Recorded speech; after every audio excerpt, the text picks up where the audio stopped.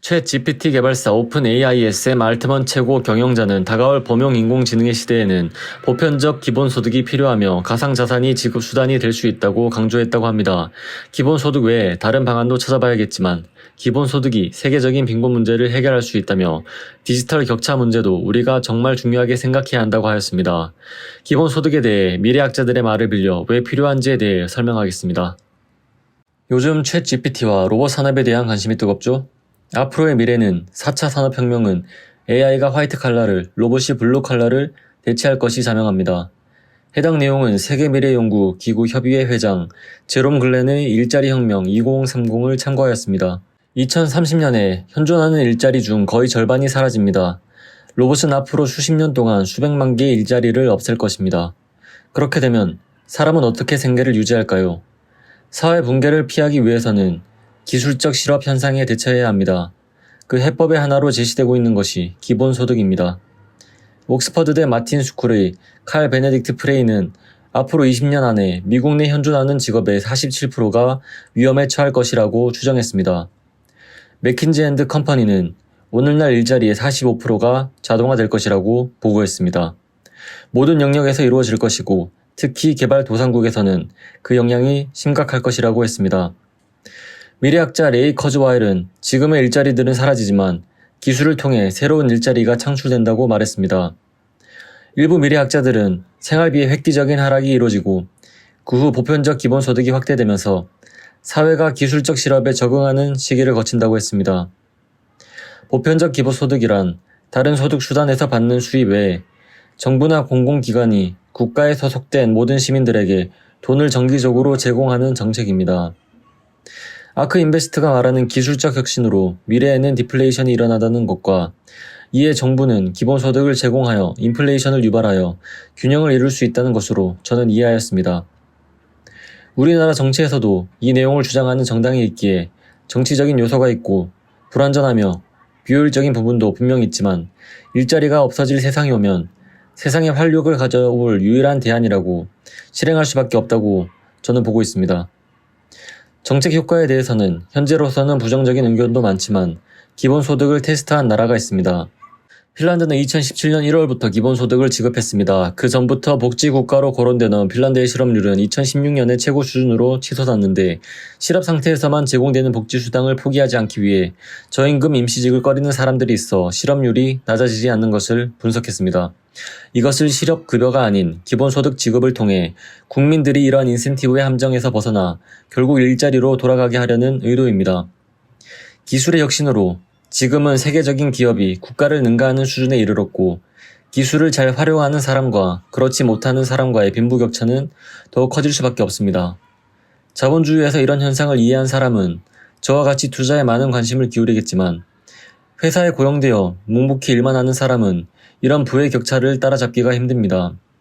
저 역시 좌파, 우파, 정치인들보다는 기업가, 사업가의 이야기에 관심이 많고 그들이 이룬 엄청난 기술 혁신에 더 감명을 받습니다. 엄청난 기술 혁신, 그 뒤에는 엄청난 빈부격차와 개인의 나태함이든 환경적으로 필연적일 수밖에 없든 소외된 자들이 많아지는 점들이 있어 이 점을 경시해서는 안 될 것 같습니다.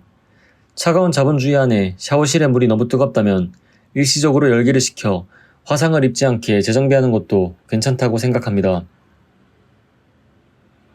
이런 기술 혁명으로 대부분의 사람들이 일자리까지 위협을 받고 사회 바깥으로 밀려나게 되면 필연적으로 폭동이 일어날 수밖에 없습니다.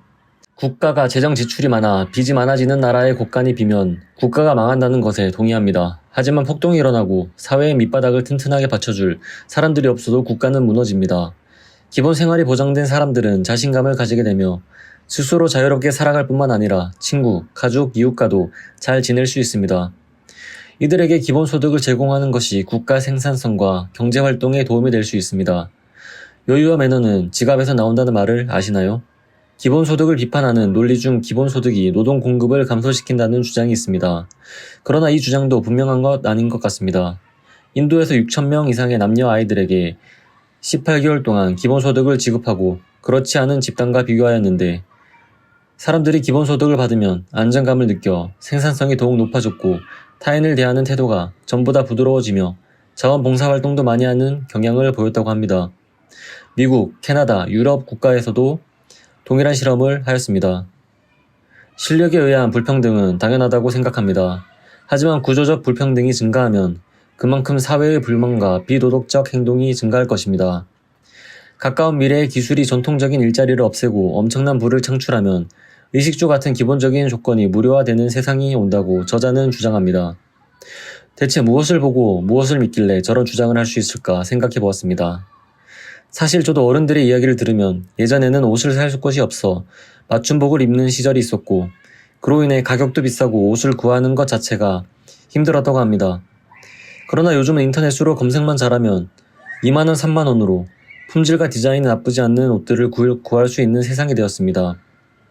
빵 한 조각도 먹기 어려운 시절이 있었다고도 하는데 지금은 베이커리 카페들이 넘쳐나며 집 앞에는 파리바게트가 있고 지하철 주변에는 한 개에 1,000원짜리 빵도 보입니다. 빵이 넘쳐나며 빵을 구하기 어렵지 않아 보입니다. 저 또한 문자를 돈 내고 쓰던 시절 문자가 항상 부족했는데 지금은 기본 문자도 다 쓰지 않고 카카오톡을 쓰고 있습니다. 조금만 생각해보니 너무 터무니없는 주장 같아 보이진 않았습니다. 혼자 생각을 한 후 책을 다시 보니 이 저자 또한 예시를 들어주었습니다. 예전에 코닥이 사진 시장을 지배하던 시절 사진 하나를 찍기 위해 비용이 들었지만 지금은 하루에도 비용 없이 수천 장의 사진을 휴대폰으로 찍을 수 있다고 했습니다. 정보 검색 분야도 마찬가지입니다. 예전에도 잘 알려져 있지 않은 데이터를 찾는 것은 어렵고 시간이 많이 드는 일이었습니다. 그러나 지금은 무료일 뿐만 아니라 속도도 빠르고 챗 GPT만 보아도 정보의 질도 말도 안 되게 좋아지고 있습니다. 세계지도, 백과사전 또한 예전에는 돈을 지불해야 했지만 지금은 인터넷을 이용하면 어디에서든 무료로 볼 수 있습니다. 식품 가격은 지난 세기에 비해 13배나 하락하였으며 보건 분야도 인공지능이 적용되면 진료를 받는 비용이 전기료 수준으로 될 수 있다고 했습니다. 태양광이 발전하면 기존의 전기료보다 낮게 에너지도 이용할 수 있게 된다고 합니다. 교육도 이미 상당 부분 무료화가 되었습니다. EBS는 무료이며 유료 교육 사이트에서도 무료 강의들이 많고 유튜브에서도 검색만 하면 필요한 정보들을 무료로 습득할 수 있습니다. 또한 2003년 인간의 유전자 배열이 밝혀진 이후 유전자 배열의 원가는 급락하였다고 합니다. 기술의 발전 속도 또한 매우 빠릅니다. 3000년 동안 마차를 타고 다니던 인간이 자동차를 타고 다니기까지 그 변화에 걸렸던 시간은 불과 13년이라고 합니다. 앞으로 10년 안에 상품을 배달하거나 사무실을 청소하는 로봇이 보편화된다고 합니다. 2023년 현재 로봇 청소기의 성능은 매우 좋아졌으며 드론 배달도 상용화 단계에 와 있다고 업계 종사자에게 들었습니다. 현 시점에서는 원가 절감만 이루어진다면 보편화는 완성될 것으로 보입니다. 빈곤층에 대한 투자는 다른 사람들에게도 이득이 됩니다. 기본소득은 상대적인 면에서 빈곤층을 위한 것이 맞지만 절대적인 면에서는 평등합니다. 빈곤층이 경제적으로 부족하지 않게 되면 제대로 된 교육을 받을 수가 있고 내수에서 막강한 소비자가 됩니다. 이로 인해 범죄율도 줄어들어 자신의 소득도 늘어났기에 세수에도 도움이 됩니다. 앞으로 모든 사람들이 엄청난 혜택을 누릴 것입니다. 그러나 개인적으로는 다가올 대량 실험 문제에 대하여도 많은 고민을 해봐야 할 것 같습니다. 더 좋은 의견이 있으시다면 댓글 남겨주시고 내용이 좋았다면 구독, 좋아요 부탁드립니다. 시청해주셔서 감사합니다.